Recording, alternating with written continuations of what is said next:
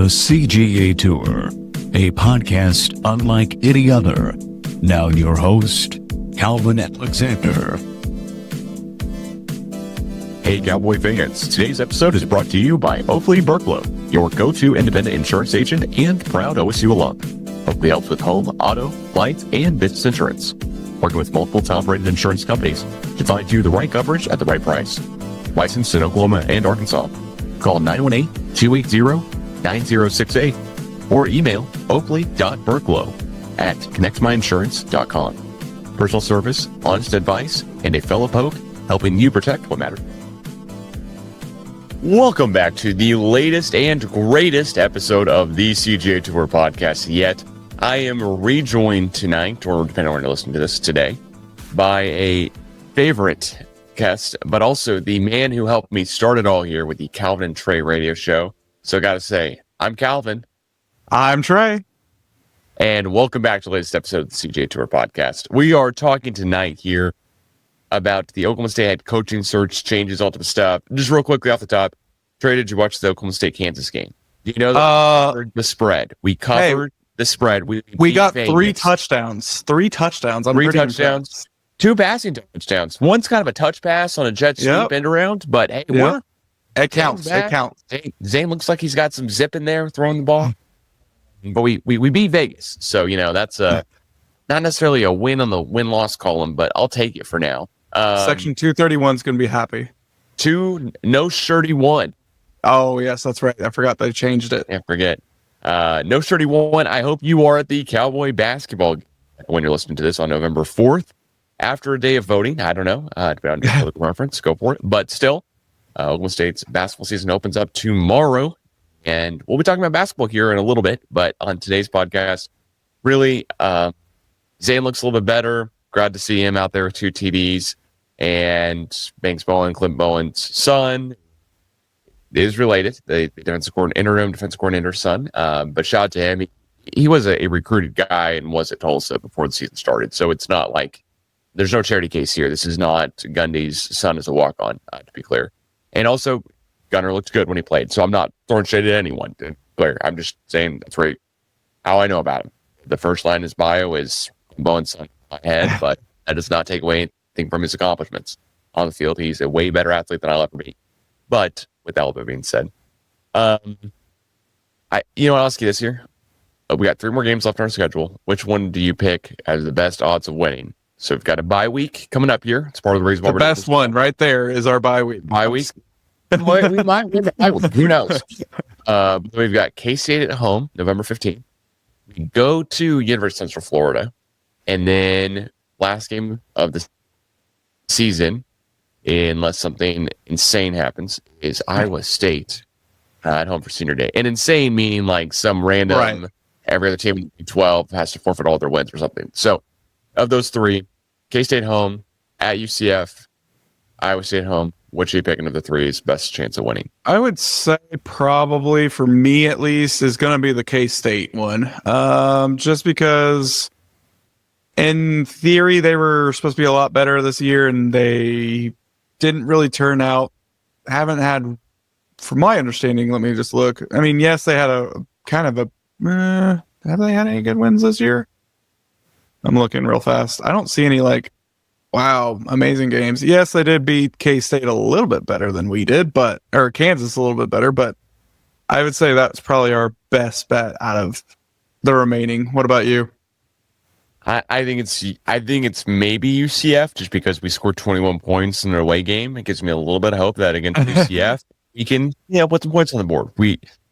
We just really have to be able to put some points on the board, and I'm thinking logically here. Haas Haney comes back November 15th, theoretically, and gets bumped around a little bit. First came back. The guy played 3 drives total this year, 3 series. It was a very bright, exciting 3 series of play, but it's coming back from surgery that took Kevin Durant out for a whole season when he was with Thunder. I mean, Jones, right? So who's to say he'll be 100%, especially when he's his best. He may also opt out too, because of NIL and all that fun stuff. He's saying he's coming back to everyone, and he's letting all the guys know. And in every other podcast I listen to, a lot of information here tonight will be from Officials Firing podcast, kind of recapping that a little bit, but also adding to it from some of the information I've learned from the sources I have from the athletic department.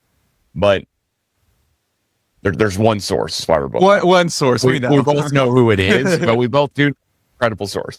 So, anyways, it's not like I'm going to bring any groundbreaking information here, but I would say maybe Haas thinks around a little bit in the K-State game, gets a little bit back, and then goes to UCF, and they're trying to game plan for who's going to be quarterback, and Haas is a little bit more energy, and kind of that second back, he looks 100% right. Back. Just I don't want to take anything away. If I'm a betting man, I'm going to bet that OSU wins at UCF versus over winning K-State home, but it's all theoretical, and so yeah. I'm just thinking home game just gives you a little bit more of a chance. Yeah. Wait. Oh, I'm with you there. I think it's a toss-up. It's a true toss-up on which of the two games would be most likely to make an upset against. But really here, the betting odds for Oklahoma State to bring in the next head coach here, I want to ask you. Of course, there's several names floating around. There is Zac Robinson.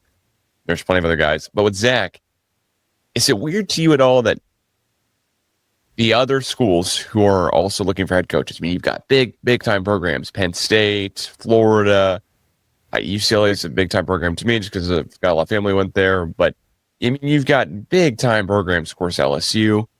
Is it weird that you don't hear about these programs looking to the NFL for their offensive coordinators, even if it's not Zac Robinson, right? Is it odd to you at all that it's not like, hey, I wonder what Mike McDaniel's doing, if you're Arkansas or whatever, right? Is that a little bit odd that it's kind of Oklahoma State's looking at an offensive coordinator in the NFL? They're kind of comparing Zac to basically Mike Gundy in a way, if that makes sense, because they're just doing a copy and paste. He wasn't like, to my understanding, he's just, they're always looking for, they always love to say like, oh, it's a coordinator, or he played at OSU or something like that, which is fine and dandy, which I get that. We've done that in the past, but also at the same time, we're now so far, I feel like we're so far behind because of NIL. Zac won't be, knowledgeable on it because he hasn't been in the college in forever. I mean, yes, he could probably sway some people, but he doesn't know that. He's only been focused on NFL, and I'm sure NFL is paying him just a little bit more than what OSU would be willing to pay him. Yeah, well, I don't. OSU would be paying Zac Robinson upwards of $5 million a year. Right. His current NFL salary, depending on what source you're reading from, but it is definitely less than $1 million a year. So you're talking about a life-changing sum of money. But you're right. He's not in those windows. Why are other colleges not talking about, hey, if you're Arkansas, why not go grab an NFL guy who's an NFL OC somewhere? He hasn't coached a whole team, basically. That's the other issue, too, that I see. Is he hasn't touched the defense side. He's always been either like the quarterback coach or the offensive coordinator. And he's been like the quarterback coach for like forever, I feel like. And just now recently being the offensive coordinator, he doesn't have any defensive. And I don't know about you, but I think that's about 50% of plays, probably, give or take. Especially how our defense gets to play on the field all the time. So it's a great wishful thinking, but also at the same time, I don't think that's the route we should go down. I think we need to pick somebody that's actually been a college football coach in the NIL transfer portal and everything like that, instead of starting off just completely fresh. Yeah, I'm not a huge fan of the Zac Robinson hire just because he's not currently doing the NIL stuff. And it seems like if there's one deficiency Oklahoma State has over any other school, it's definitely, at least from what the head coach is talking about, it's NIL. I mean, you've got Gundy bringing it up, of course, before the Oregon game. And then you've got Meacham bringing it up as well, too, here recently. So the one aspect that we need to get better at is NIL. I don't love the idea of bringing in a guy who has not yet had to deal with that whatsoever. Granted, he's dealing with, NFL guys and NFL salaries and stuff, but it'd be naive to think that the NIL and head coaching deal isn't way more integral as part of your coaching experience in college as versus is knowing roster bonuses and, NFL paid and cuts and all that type of stuff as well, too, and NFL contracts. So I'm going to ask you a question here. I'm going to ask you kind of this with several guys we got on the list. Okay. How excited would you be if tomorrow the Pete Thankos or whoever it is from college football, Trammell or whoever, notification is Oklahoma State head coach Zac Robinson. How excited would you be? I would give it a 6. I'm still like optimistic because obviously I still love Zac Robinson as a person, and he's done a lot for OSU. I would still question it 1,000%, but I would at least feel a little bit more hopeful than I thought I would be. I know I have a feeling. What about you? I'd go with I think I'd go with like a 6 or 7. Granted, scale 1 to 10. 10 being the most excited, just because, it's kind of fallback is the wrong word, but it's not like the Atlanta Falcons are beating the brakes off of everyone, or they've got a guy currently on their team that's going for MVP considerations, and it's just defense is failing them or anything like that. But then again, I also don't want to talk too much about Zac Robinson and his whole success goes up and down with the Falcons. I mean, they are dealing with the quarterback injury and Michael Penix having issues and trying to play Kirk Cousins. So it's not all on him. But at the same point, he's the offensive coordinator. They've got a defensive-minded head coach. So I'm going to lean more into this is more Zac's offense we're seeing. And he's got a lot of weapons. It just isn't, he's not blowing out of the park. Right, exactly. And if he was blowing out of the park, maybe he wouldn't even be in consideration for Oklahoma State. Maybe he'd only be in consideration for NFL head coaching jobs too. So there's also that. There's also that no matter how the Falcon season goes, he could be a guy who's also getting NFL head coaching interviews at the end of the season. And to be honest, I don't see a way he comes to Oklahoma State before the transfer portal kind of closes in January. So that also is something that worries me. Now, is there a bunch of other things and caveats that can happen? Of course, there's a bunch of different scenarios here where he could have inside info or know better or be on the loop or leave the Falcons early or whatever. But it's kind of a 6 or 7 in my book because it's been a name we've heard for so long. There's not a ton of brand new information about it that it's kind of, it get me excited, but how much does it get the donors out of their seats, right? How much does it get the donors out of their seats, moving money, transferring over? Because we can see what's going on with the basketball team. Right. I'd also be dumb to think that the basketball team is not being supported by NIL in a great way, shape, and form because they've got the number 4 class for 2026. I'm excited for that. They did beat Auburn, right? In the preseason? Yeah. That looks scrimmage. And then we lost some SMU in a very non-televised, weird deal at SMU for a scrimmage. But you know what? Like, how excited would you be if it was GJ Kinney, who's a Texas State guy who's not having a great season whatsoever? They played on ESPN the other night against James Madison, the Dukes, and it didn't go well for Kinney. So that's kind of why I'm going, man, a lot of people were real aware that GJ Kinney, including myself, didn't look great on ESPN on a Wednesday night, national TV. But how excited would you be if it was GJ Kinney? He's great. He's had a successful run to the FCS semifinals with Incarnate Word. And he's built a program, Texas State, into something more than what they've been in anywhere recent. Now, this year's not gone well. Right.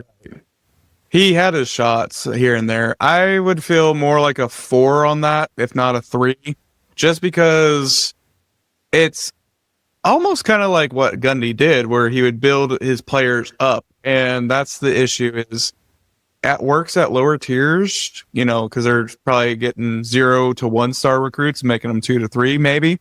And now OSU, that's what we always did. We did 2 to 3 stars, make them 4 to 5, depending on where they were at. Try to make them 5 at least. So I don't see much success with that. I can see why we're choosing him because, that's what we like to do. But I'm going to say a 3 or 4 for me.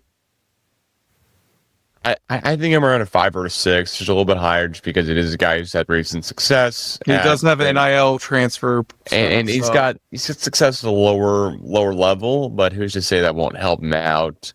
Kind of find those guys who are diamonds in the rough, as you're saying.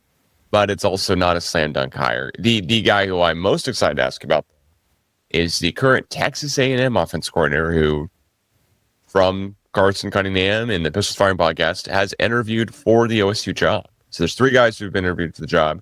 He is Zac Robinson is one. The next guy I'm asking you about here, there's 3 total, but is Colin Klein, former K-State quarterback, Big 12 champion, but of course now at Texas A&M as the offensive coordinator. How excited would you be about Colin Klein coming to Oklahoma State? I feel better about him. I would probably give him about my 8, maybe, because at least, he's got the experience. He's been in the Big 12 his whole entire life, which I don't know if that's a blessing or a curse, but he's at least seen the offense and he knows what defenses are needed. So at least I feel a little bit more hopeful on that one. Yes, he's gotten a little bit more experience, at least in the NIL. I don't believe he's had any head coaching jobs, so that's the only downside per se. So I would still be willing to give him a shot. Probably more than JG or GJ. Kenny. I can't even say his name. Yeah, J. Kenny. He's got both of the harder sounding back-to-back letters. I'd be around an 8 or so. The interesting thing to me is I don't know if Colin Klein stays. I don't really care that much if a guy comes to Oklahoma State and leaves after 2 or 3 seasons, because all of a sudden that means we leave after 2 or 3 years. Either we did good or bad. I mean, that's it, right? If it's Zac Robinson comes in, hard for me to imagine that we don't give him a long leash, to be honest. That's the one thing that would, all right, all of a sudden it's 5 to 7 years to Zac Robinson, program's in a different spot, and we're being talked about, I remember Oklahoma State when they went to the Big 12 championship in 2023, and now it's been 7 years. If it goes bad. And the one thing with Colin Klein, you're right, he's never been a head coach, but he's just recently been offensive coordinator. Granted, he was offensive coordinator / quarterbacks coach at K-State from 2022 until 23, and then 24 to present, past 2 years, he's been A&M doing the same thing, OC and quarterbacks coach. So I love the idea of bringing in Klein. He's at a much more financially secure program, NIL money wise. And I'm not going to say a bigger program, though, because I think, honestly, you look back at the several years, you look back at the college football playoff ranking list, we're on there. Yeah. There's several schools in this whole head coaching cycle of hiring that are not on there, but we're on there. And Klein coming to Oklahoma State, interviewing for the job during the season and coming to Oklahoma State when the season's done, it's pretty darn exciting. Who does he bring with him? What quarterback that's on the A&M roster? I'm not saying they're going to bring in their Heisman Trophy type of guy, right? Would come, but what other guy on their roster too would come this way? Their offense has been pretty great this year too. It's just been pretty dominant, at least offensive side of things. So, that's what at least OSU was known for.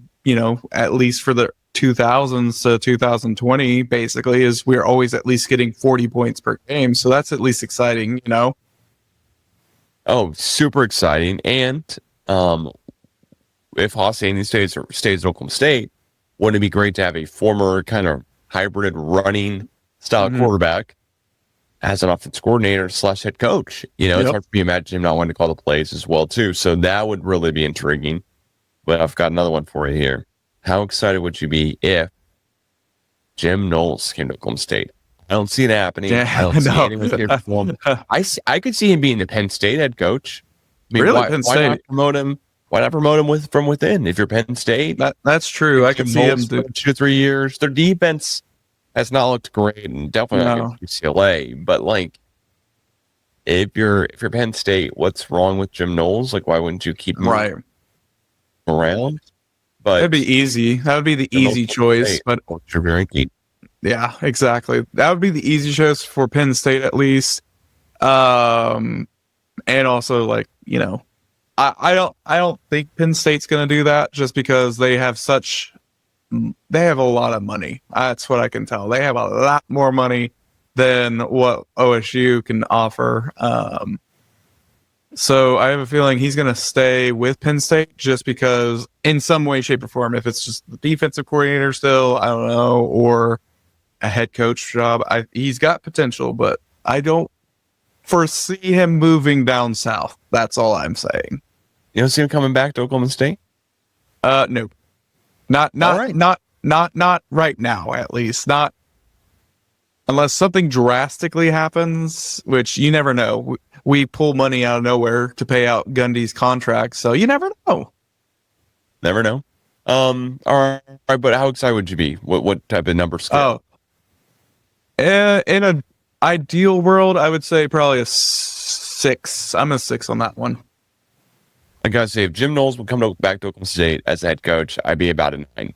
Really? He's only had success everywhere he's gone. Last year, he's won a national championship with Ohio State. Got to think he get all the donors, off the couch, Excited. And all the money coming in. And then also he's not a young dude. So if there's a winning want and a winning attitude, there's no long line of, hey, I'm working my way up in the world and stuff. I mean, he's at the success. I'm surprised you don't go from being DC of a national championship team to being head coach somewhere, unless you're perfectly fine with being a DC at Penn State, which goes back to what you're saying. I don't see it happening, but if it did happen, slam dunk. Like biggest, I just got to think Jim Knowles knows how the NIL works better than most at this point and is able to, I would assume, figure that out, or at least he knows the guys to bring with him. Exactly. Either way, all right, so I've got another couple here for you. How excited would you be if, and this is from the Oklahoman I think you shared earlier, Dana Holgerson came to Oklahoma State. Current Nebraska OC. I mean, he didn't do too bad at West Virginia whenever he was head coach. So I would actually kind of give that a little bit higher than I was expecting, probably like an 8, because that was our offense. Our greatest offense, I would say, was probably under him. So he's been around. Yes, I know West Virginia wasn't his best, but I would still say, I don't know, like the donor wise, like I would assume OSU would make more money, but especially at least in the 2010 era. So I would say I'm a little bit more excited than that was like my surprise. Like I'm excited for, because I feel like he's got a lot of tricks up his sleeve, and that's what I would be most excited for. And I feel like he would just bring so much offense like crazy. All right. Well, what would your number be? I said an 8 on this one. 8? Surprise Okay. 8. A surprise 8. Surprise 8. Yeah, 4, I think. Really? He's been a good head coach. He doesn't have a good track record of being a good That's head true. coach. He's got a good track record of being a good OC, but I wouldn't say Nebraska's offense is killing it. I wouldn't say that he didn't recruit Dylan or Iola to come there. That was Matt Rule. I just don't know what he's done in Nebraska to make me kind of be excited, except for, all right, they seem like they're in most games, and they killed Colorado last year, but that wasn't a great. Then the Heisman Trophy winner was on the team, but I'm making a lot to do about nothing there when I'm saying that. So I don't know. He is 92 and 69 overall. So Nice. If that tries to persuade you a little bit. Well, yeah, I mean that's cool. I wouldn't be hating the Dana hire. It wouldn't be a 1, but it's not high up there. What about? And I'm just bringing this guy up here because I want to get your take. Ben Arbuckle, OU's offensive coordinator. A lot are saying he wouldn't even have to move. As a person who has done the commute from Norman to Stillwater daily for a couple months, you have to move. By the way. Yes, It's not you have the to. smallest state in the world. You have to. It's Norman to Stillwater. It's a good 90 miles apart or something. Right. But anyways, Ben Arbuckle. I don't know. I feel like he would stay with OU at least, because I feel like OU's doing. I don't know. It just feels so weird to think about OU now that we don't even play them anymore. But I feel like he could, if he wanted to take that shot. Now it's a totally different system per se. Like I don't know how much Big 12 experience he's got, but he's played in the SEC and everybody loves the SEC. Granted, his offense lately hasn't looked the best because he wasn't able to score a touchdown in the SEC for quite some time until they played Mizzou, I think it was, or something like that. Yep. Because they look horrible against Texas. Yeah, their offense has just not looked good. Right. Stretches. And I would think that maybe John Mateer is dealing with a little bit of injury, but then they did just go to, Rocky Top and beat Tennessee at Tennessee, and and it was a pretty good win. I mean, they had other offense showed up. Napier, you've got Napier in Heisman Trophy conversations, and then you've got him right out after the Texas game, and he missed the game part of the season. So I'm curious here if any chance, he kind of comes back a little bit. I think for me, it's, I don't know. I give it a 5. It's probably a 6 for me, but if you brings John Napier, it's a 10. Like there's some like OU, like just still like, even though we won the last Bedlam, there's still right. UNV where I'm like, kill the program, take them all down, and yep, exactly. Hate's a strong word, but as much as you can hate an in-state rival, I think Oklahoma State fans do hate their in-state rival more than most. So, I mean, imagine being a UCLA fan just really hating Cal. Like they don't, they hate SC, So anyways, the other names here I really have are not necessarily. Oh, there's one last one I want to ask you about. Excuse me, before I get to kind of the more really fringe guys. Yep. Eric Morris, University of North Texas, head coach. One, I don't think it's likely. I just put that out there. He is the name right now going out the door. Everywhere, and he is the guy that everyone's talking about. And I'd be excited to get him. It'd be like an immediate 10. Like I think that'd be the home run slam dunk hire. Mainly here because head coaching experience, offensive coordinator, previous experience, could possibly bring a transfer quarterback with him. Do we need a transfer quarterback? We don't know. We don't know. We have not seen enough of Hosseini for me to believe, and we have not seen enough for Zane Flores for me to be out either. To be clear, right? I don't love Zane, but I definitely don't love our offensive line, so I'm not going to kill Zane over this season, especially when we have nothing. The KU game, for example, KU scored on every single possession except for one when they kneeled it out. So, not like you were given a lot of help there on the defensive side. So, Eric Morris. Scale 1 to 10. I'm a 10. I'm like off the charts here. Where are you at? It's too much of a dream, so that's why I'm gonna I'm like a 5. If it actually happens, if I see an interview, then I'll shoot up to a 10. But right now, I know he has the pick of the litter basically right now. He could go to Penn State, he could go to LSU, he could go to Auburn, wherever he wants to go, he could go to. Basically, is my understanding from what I've seen. So. I'm like, I would love it personally, but right now I'm going to set my expectations a little bit lower because I don't think that's going to happen just due to all the bigger dogs that have more money than us. All right. Well, there is one very, very last guy I want to ask before I get to the French guys who have just gotten let go, basically. And this guy is Alex Golesh. I have read some crazy stuff about him, and I have yet to truly verify if he fled Russia at 7 years old or not. But incredible story. I think it's. I don't know why someone would be lying about it, but I saw it on social media videos. It kind of makes me skeptical because those don't have the feedback from Twitter / X or Facebook as quickly of the reader notes. When you see the video. So, anyways, Alex Golesh, USF head coach, beat Florida earlier this year, make a name for himself, but you know what? There's not a ton of questions here, but the Bulls went the 3 years before Golesh went to USF. The Bulls went a combined 4-29. USF went 7-6 his first 2 seasons and are up to 6-2 before this past weekend. So I gotta look it up here. I'm from PistolsFiring.com. Shout out to Mark Scott for writing up a great article here covering all this here. Post October 29th. So Golesh. I'll give him a 6 or 7 if he was willing to move. It sounds like he can at least rebuild a program, which is what we kind of need right now. We just need to bulldoze everything, I feel like, at this point.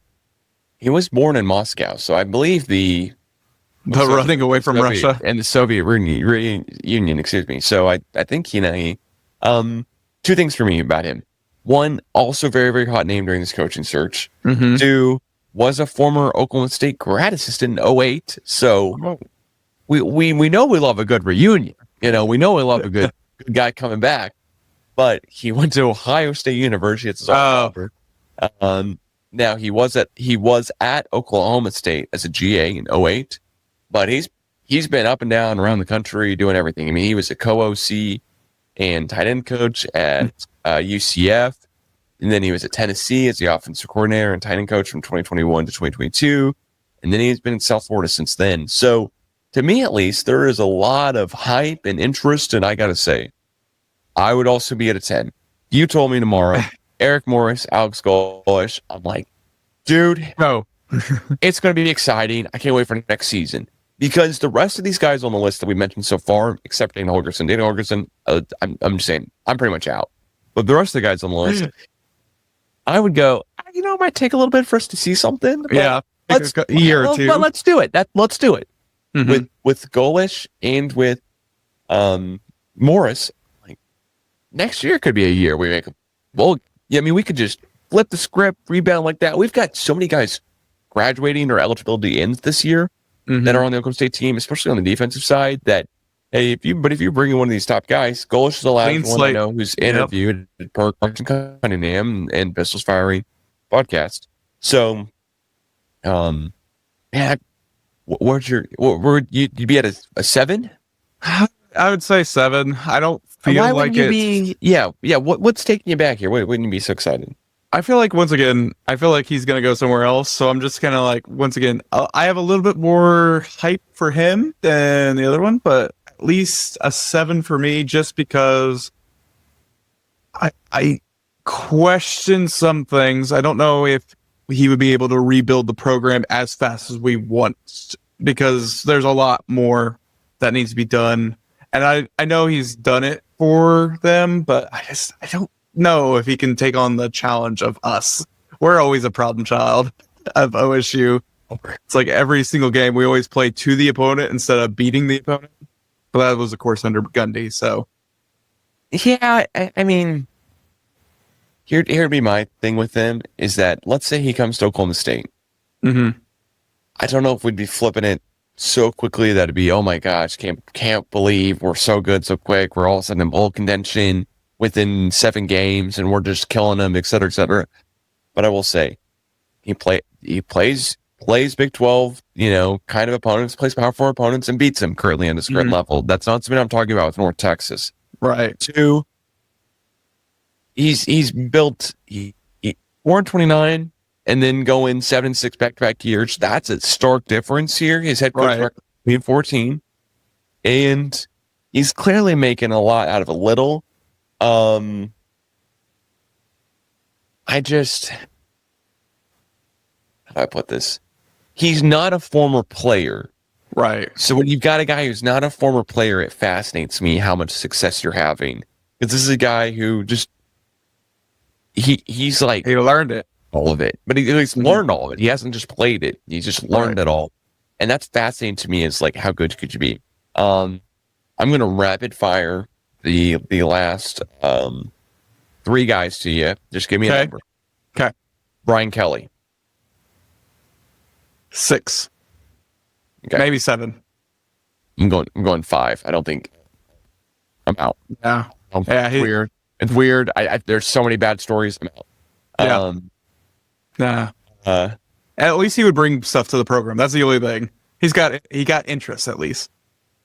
But there's so many bad stories. I mean, many bad stories about him. I don't need to talk about. I mean, so many bad stories. I don't want to get YouTube to possibly monetize this in 7 years and then get taken down because what I'm about to say about Brian Kelly. So, anyways, bad stories. 2, James Franklin. I'll give him an 8. Why not? 8? Okay. Yeah. Not a chance, but an 8. I there's actually a chance when all the dust settles. Is he going to go to Florida? Is he going to go to Arkansas? Is he going to go to SEC territory? Or is he going to go to Big 12 or ACC territory? He might be Virginia Tech's guy if they don't get the Frank Beamer's son in South Carolina. But also Shane Beamer just leaving South Carolina because he's tired of the coaching. Up and down, and then kind of them always talking about it leaving. And the third guy is Florida's head coach, formerly Billy Napier. 1. 1? No, he's not good. You're so out on the one SEC, the other SEC guy. You were like half decent with Brian Kelly, but you're just completely out on. Okay, I'll give him. I mean, his team didn't try. I feel like that was more on the team than him. Okay, I'll give him a 4. A 4. Okay. All right. Well, I gotta say, somehow Mike Norvell becomes available. I'm in. Mhm. I don't know why. I'm in. Just because I think it'd be funny at this point, just because how many guys have gotten fired and let go and all type of stuff. And this is not the year to fire your head coach and get a new one. But we're here now, baby. So that's what we got. I still love that Gundy didn't want to retire or step down. He was going to stick it out through the whole entire year, so they had to fire him. Allegedly. Well, here'd be my one last thing.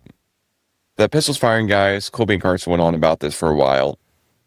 But, like, Gundy hasn't said anything. Well wishes, whatever. You got Brian Kelly with a statement. You've got Billy Napier. You've got all the James Franklin. You've got the former UCLA guy, Sean Foster, excuse me. All these guys put out statements. Clearly, a PR person said, "Can you approve this or not?" And they said, "Sure," or they switched up a couple words, and that was it.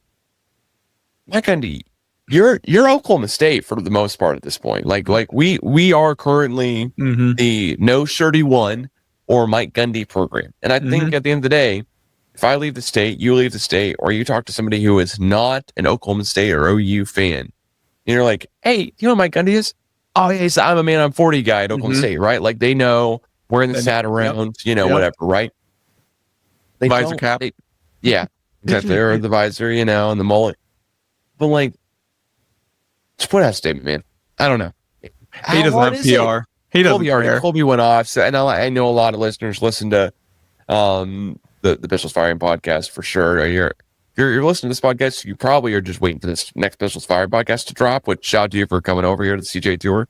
But yeah, it's interesting deal. Well, Trey, I pretty much am Brian Kelly, James Franklin, Billy Napier. I'm all pretty much at a 5. I don't think it really happens. Right. And 2, even if it does happen, they're all retread. Like head coaches, there's not like a ton of just like fascination and excitement about what it could be. Yeah, it's like, well, you know what you're getting. But then if James Franklin is your head coach and you lose a big game, you're like, yeah, kind of saw that coming, should know. Saw that coming. Yeah. Brian Kelly kind of starts out randomly in the press conference with I was over at Joe's and I'm breaking out my best Oklahoma accent. You're like, yeah, it's par for the course. Par for the course. Been there, seen that. And Billy Napier, I mean, up and down. And the best thing I know about him is that Anthony Richardson was a player for him who's currently a starting quarterback in the NFL, but was a top 3 pick. And apparently was a highly sought after pick in the NFL for all of his issues. So anyways, Trey, any other final thoughts before we wrap this one up? I definitely don't see us getting a coach until I would say after all the bowl games are done. That's my assumption. I don't think we're going to have any coaches before then. Well, I'll say this. If you are North Texas, and that is the dream scenario here, right? You're going, oh, you know what? I cannot wait to see Oklahoma State hire Eric Morris. Okay, well, let's say it's after the season. North Texas's last game is November 28th, and then they've got a bowl game in December, you would assume. But maybe in the college football playoffs. So all of a sudden we're talking January. Yeah. I mean, group of 5 team right now, I think they're leading the pack. So TBD. Trey, as always, thanks so much for joining here on the latest episode of the CGA Tour podcast. If you're not already, please find at Shadow Ready for all of Trey's info here. And of course, follow, share, subscribe, and like the video wherever you're listening to this. Available on all platforms and available really wherever podcasts are free to play. This is a free podcast. All this was free to you and me. You just had one ad. So that's it. Anyways, Trey, thanks for joining. We'll catch you guys again soon. Peace. Hey, Cowboy fans. Today's episode is brought to you by Oakley Burklow, your go-to independent insurance agent and proud OSU alum. Oakley helps with home, auto, life, and business insurance. Working with multiple top-rated insurance companies to find you the right coverage at the right price. Licensed in Oklahoma and Arkansas. Call 918-280-9068 or email oakley.burklow@connectmyinsurance.com. Personal service, honest advice, and a fellow poet helping you protect what matters most.